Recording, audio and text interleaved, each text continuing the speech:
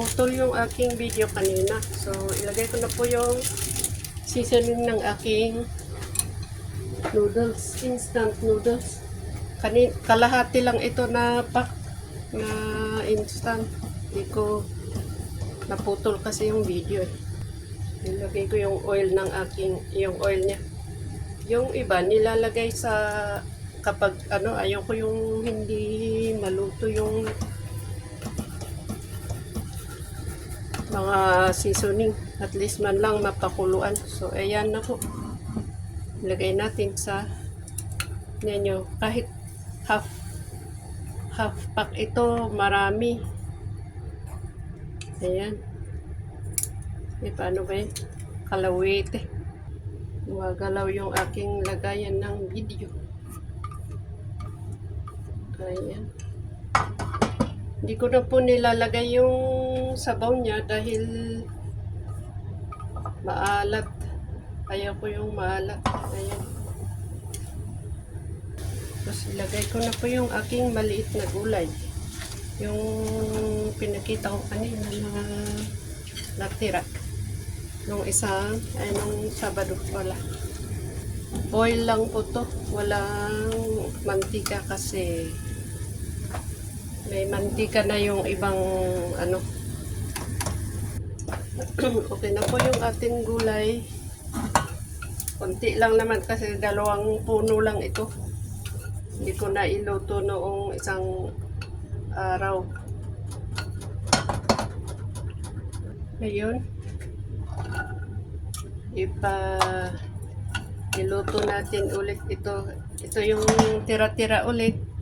Mga hindi ko na ihalo.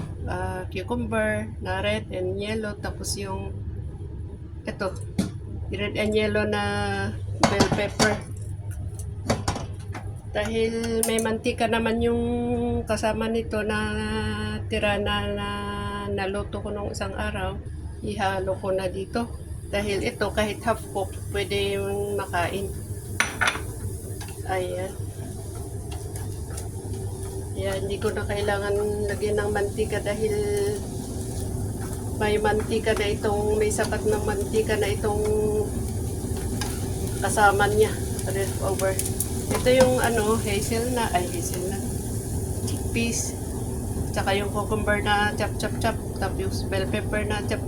Itong yellow and red bell pepper na chop. Pero ngayon hindi ko na chop ito. Okay lang, ako lang naman kakain. Ayan. Takpan natin para maluto ng konti yung bell pepper na hilaw. Okay na po, half cook na po yung bell pepper at saka yung pipino. Ay, bakit nandito yung ano ba yun? Halo ko na po yung aking gulay na maliit na yung konting gulay. O, tingnan nyo, dumami tuloy. Kaya kahit kalahating pack ito, dadami na to.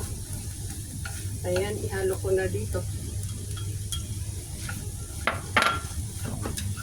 Kapag yung mga tira-tira, mga hindi ko na iluto na mga gulay, ina-assemble ko ng masarap na pagkain.